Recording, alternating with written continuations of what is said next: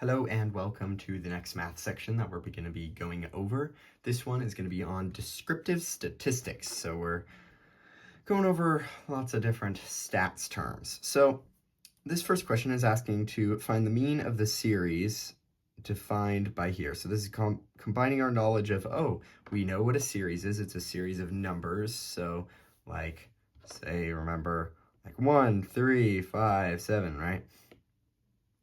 And so if we are trying to find the mean of this, we can actually use our handy-dandy calculator. So something really nice is we have this thing where we can actually define a list in our TI. So if you go to stat and then edit, you'll see that there's different numbers in the lists that you can put. So you could put like 1, 5, all of these fun numbers, right? And you clear it by going to the very top, and then you click clear, and then enter, and then it clears everything.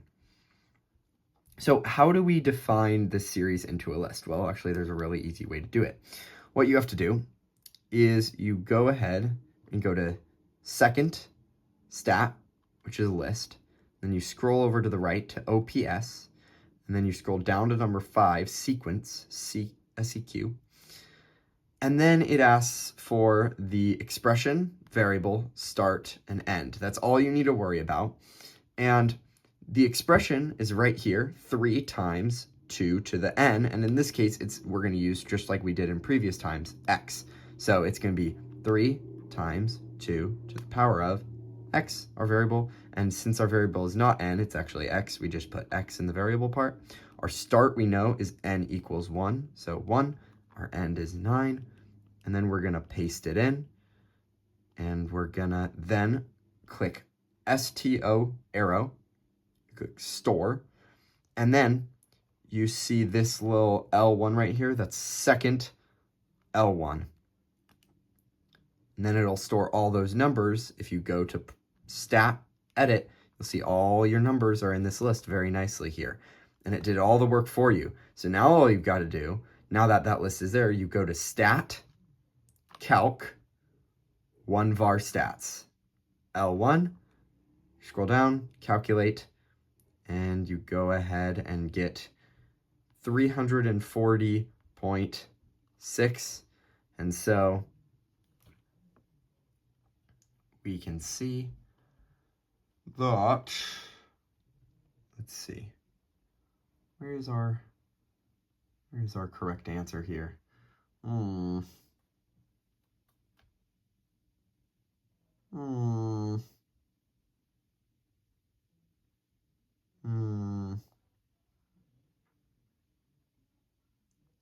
Let's see real quick, one moment. So Acadec, or Demidec really, decided to mess up, and so none of these options are correct, even verifying using their own method. And the correct option is 340 2/3. So yeah, so we should be really happy that Demidec is doing such things. Basically, what you have to do in order to, another method to do this is just putting in the summation. If you add up every single term and then divide it by 9, since there's 9 terms, that's going to get you the mean. Since it's all the terms added up divided by the number of terms in the series is going to be your mean. And so it is indeed correct. But knowing that stat list is very important. So you'll be able to use that in the future now. Now we have, which has the same standard deviation as the set defined by that. So as we can see here, what is standard deviation? Well, we just need to understand what standard deviation is to answer this question. It's how much is the data spread? So how different is each piece of data from the next piece of data? So the standard deviation here, we know if we shift every single point here, that's what this would mean. By adding 1 to every single point, this would be 7n to the plus 1. It would be like 7 to the 1 plus 1. 7 to the 2 plus 1. And so everything gets us plus 1. And so the differences in each of the like if you were to take like 7 and then you have 50, right? 50 minus 7 is 43. And if you were to not have this plus 1 and you were to just have 49 minus 7, guess what? That's still, or sorry, that's not 7, that's 8. 42, that's still 42. And so you can see here that this difference between the two is the same. So if all the differences are the same, then the standard deviation is going to be the same, because standard deviation is how much is the data different from one another. Versus like things like this, you're adding a whole different 7 term, which means there's going to be a whole other number, so like 7 to the 11th, which is different from the rest of the data. Same goes with here. You have the 0 and the 10. That means you have a 1 in the data set as well as the 7.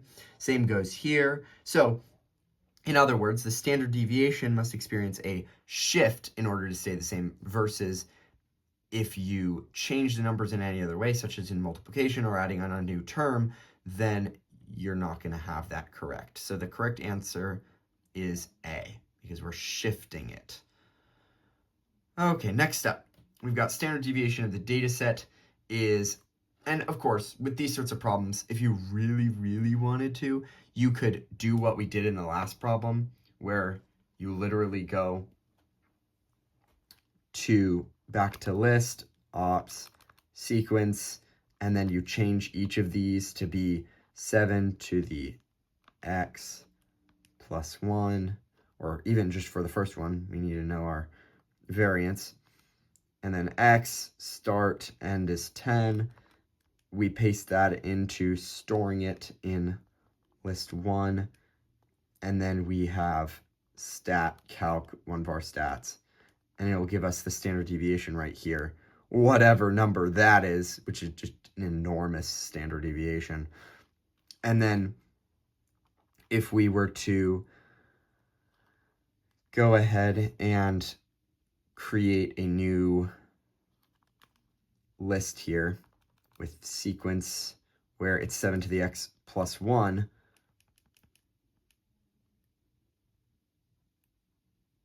is stored in list 1, then we would see that if you go to stat, calc 1var stats, it's the exact same standard deviation there. So that can also show you it's the same standard deviation, but alas, if you don't want to do that, you just need to know what standard deviation is. Okay, so next up we've got standard deviation of the data set is 3 of this, so we need to find n. So the first thing to know is how to find the standard deviation of a data set, because in this case we'll have to solve it algebraically. So you can go ahead and go to your program here, and if you don't remember the formula, you can go down to measures of variation. You're going to click 1, 1, and just kind of ignore that, and then go down to info. And then you're going to see that it's going to give you a few formulas. So using these formulas, I'm going to go ahead and explain what they are so that it's easier to remember.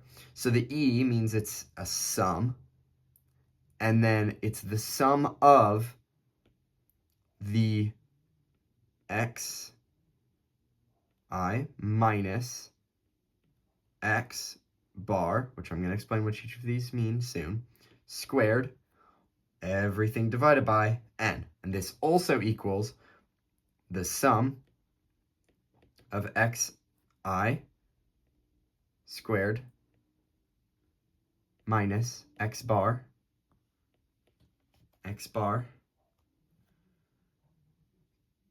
times the sum of xi all divided by n again.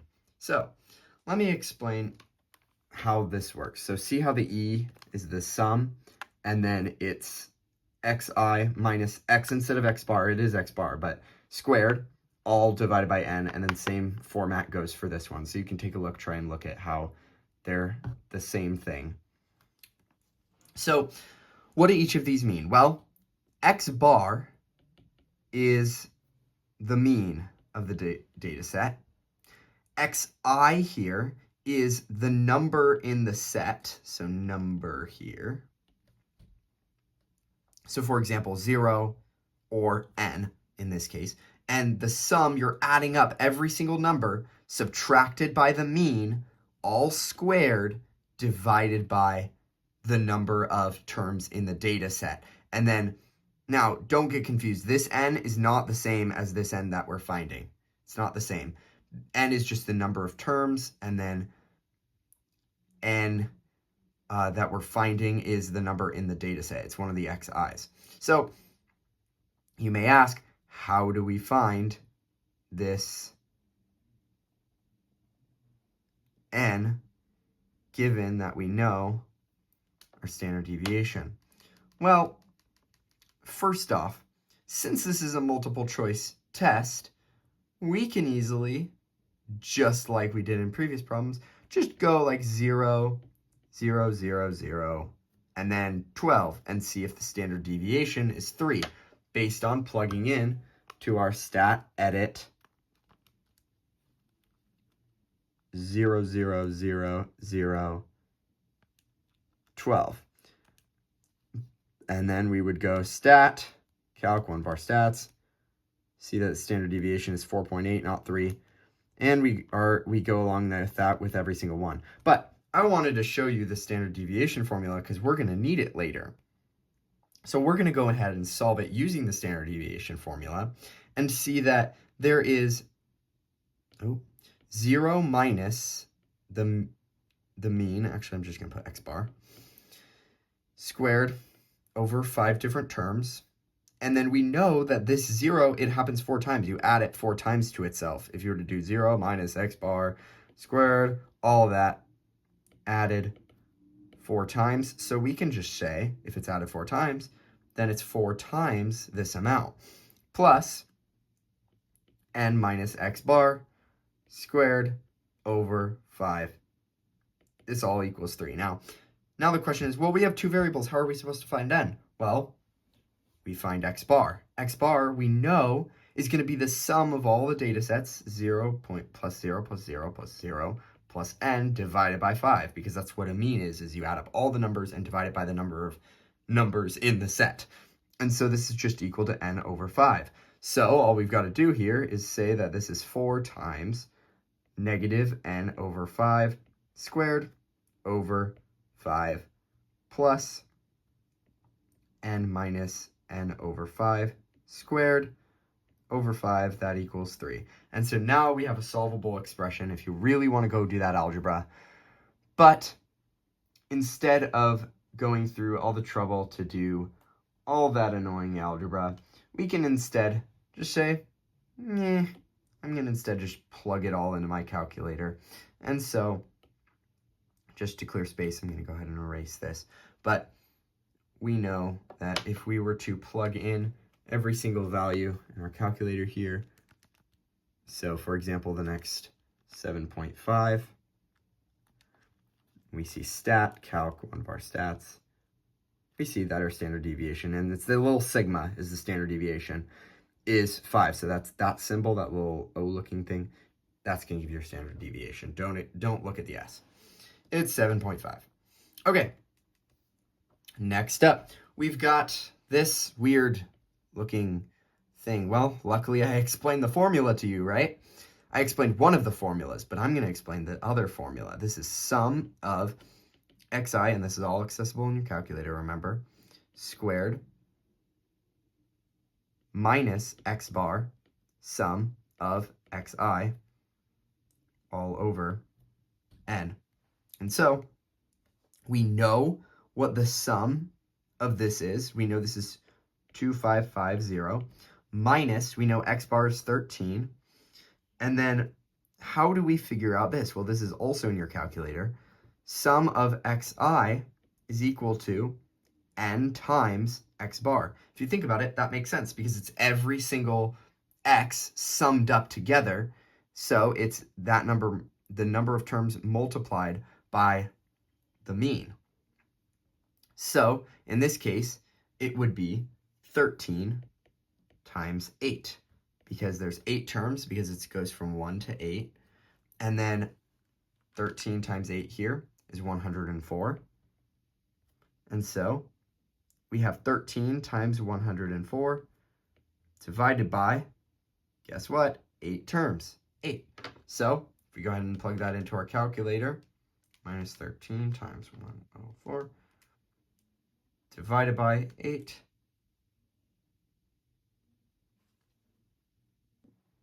And you may be like, oh no, what happened?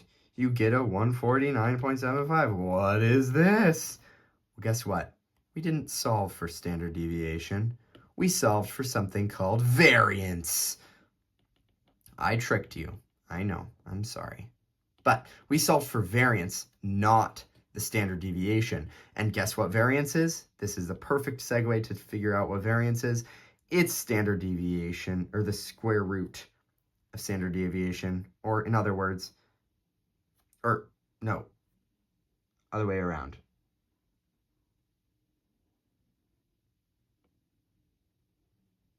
Standard deviation squared. So in order to figure out variance from, or figure out standard deviation from the variance, we just have to square root both sides, and we get the square root of the variance equals standard deviation. So square root of 149.75 is indeed one of our answers, 12.2. Look at that.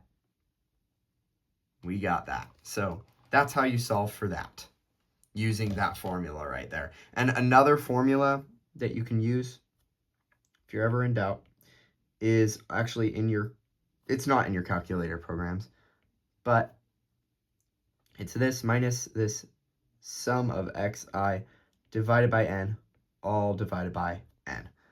So just take a look at that. You probably won't need it, so that's why it's not very important. But you probably will need to, or you might need to know that. It wasn't at county, but it could be at state. So now we need to look at this problem, and this is another one of what is variance. Well, variance is another way of saying, just like we said up here, we said that standard deviation is how much it's spread. Well, so is variance. Variance is spread. So we need to find what number is closest to the middle of this data set right here, because if something is close to the middle, then that means it's less spread out from the rest of the data. So all we need to do is look at all of these options, and we also need to find the mean of all of this data. So let's start by finding the mean of all of this data. So we get, -2. You can plug it in like this. You just plug in, enter. Plug in, enter. Plug in, enter. And you get pretty fast at it with the more practice that you have. And you'll see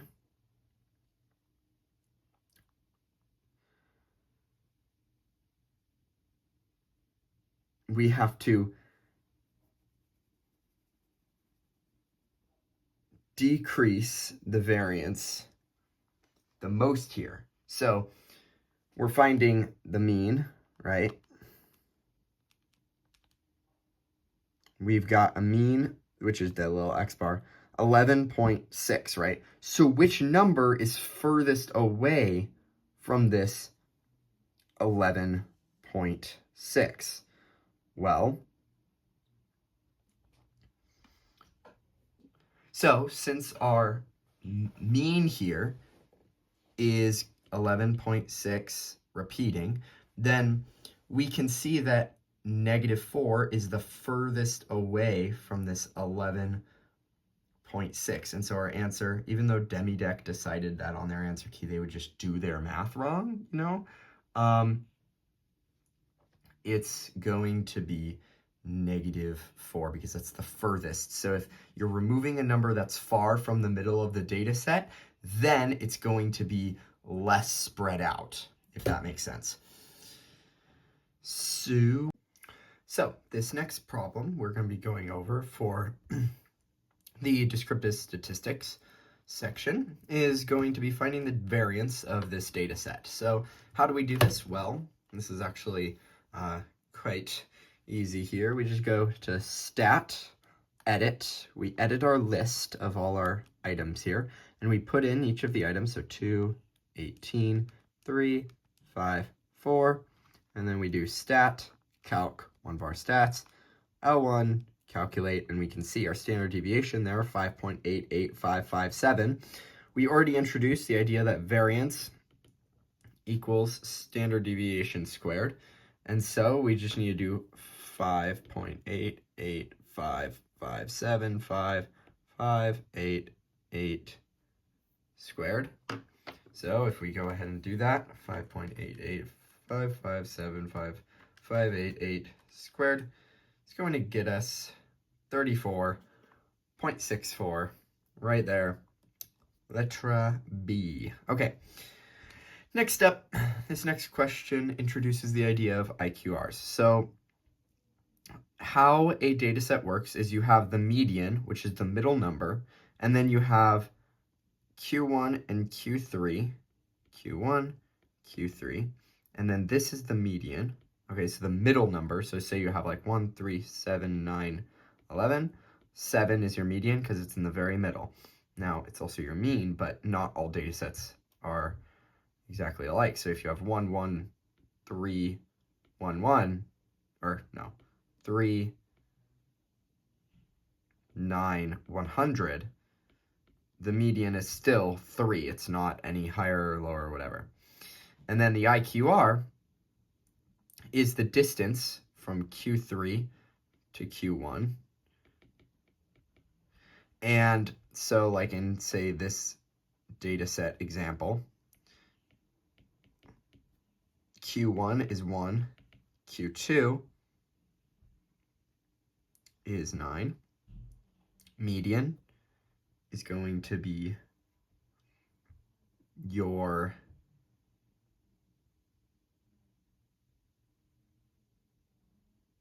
three, and then, okay, apologies. Actually, it's going to be 1 because it's between 1 and 1 here. But between 9 and 100, this can be the average of the two, which is 54.5. Because what this is measuring is the middle 50% of the data, and then the bottom 25%, and bottom 25, and so forth. And so that's what the IQR is, the middle 50% of the data, since Q1 shows 25%. And also, your stat, oh my goodness, greatest apologies.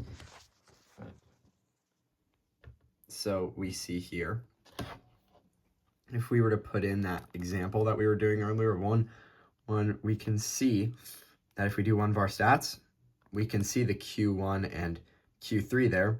And all you got to do to find, let's just say, to find the IQR, you just got to do 54.5 minus 1. And we know this will be 53.5. And so we know now we have to find outliers. So now that we know IQR, what the formula for outliers is any number, so let's say O is for outlier, is less than the Q1 minus IQR times 1.5. So you multiply the IQR by 1.5, so you get 24 times 1.5, 36. So 13 minus 36 is negative 23. We know the smallest element is 1. So we know then the range of this data is not going to be to negative infinity, or it's not going to be this one, or this one, or this one, because it stops at 1. So we don't have any outliers for any of these. Now, we're left just with C as an answer. But say we were given another trick answer that didn't have that negative infinity. Well, how do we figure out Q3? Because in order to figure out outliers that are greater then we have to figure out Q3 plus the IQR times 1.5. So in this case, that would be, now how do we figure out Q3 based on the IQR on Q1? Well, you just do 13 plus 24. 13 plus 24. And that's 37. So we know Q3 is 37 because remember, Q1 plus IQR is Q3. If you just go ahead and do a little algebra, you can see that. And so 37 plus 36, which is the IQR times 1.5, is 73. So we then can confirm that it's 73 to infinity. It's going to be our outliers because it's anything greater than that. Okay. And then next up, we get the sum of the median, mode, and mean of this data set. So once again, let's open our trusty, dusty calculator and type in each of these numbers real quick. So -6, 7, -12, and it won't automatically sort them for you, but it will do calculations based on the sorted, and that's why this is so useful. And so then let's see one of our stats. So we can see the mean is 1.65 or 625. And then the median, if we go down, med is 2.5. And then the mode, we see the mode is just the number that appears the most in the data set. So 7 and 7. So then we know that this is going to be 1.625 plus 2.5 plus 7. And it'll get us 11.125, which is correct. Okay. Find the mean of a data set with a standard deviation of 4, where x has a z-score of -2 and 2x has a z-score of 1. Okay, so this may be tricky if you don't know what a z-score is. So a z-score is just this formula. Z equals the x bar minus, or no, let's just say x for simplification. Let's just, so that you know what it is, minus the x bar, you know that's the mean, right? Divided by the standard deviation. So this represents your number that you're trying to see how far away is it from the mean. That's what a z-score is seeing how far away in standard deviations is it away from the mean. So if we say we're using x in this instance and 2x, so we know our formula, and we know x bar is equal to the mean, and we know this sigma is standard deviation. So it's how many standard deviations our number is away from the mean. That's what a z-score is. And so we know that there's a standard deviation of 4 here. And we also know that if it is x minus x bar divided by 4, because it's standard deviation, equals -2, and then a z-score of 1 equals 2x, because that's our number right there, minus x bar over 4. So we just have to do some substitution here in order to do some algebra. We're just doing algebra to say we have -8 equals x minus x bar, and then we have 4 equals 2x minus x bar. So we can clearly see that then x bar equals x plus 8. Then we just plug in, or we could even do better. We actually want to plug in for x so that we can solve for x bar, since we're trying to find the mean overall. That's what x bar is. And so we can just say that x equals x bar minus 8, based on algebra.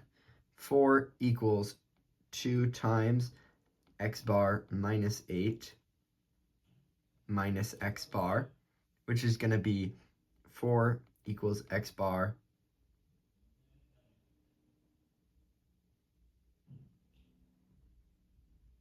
minus 8. And so we know then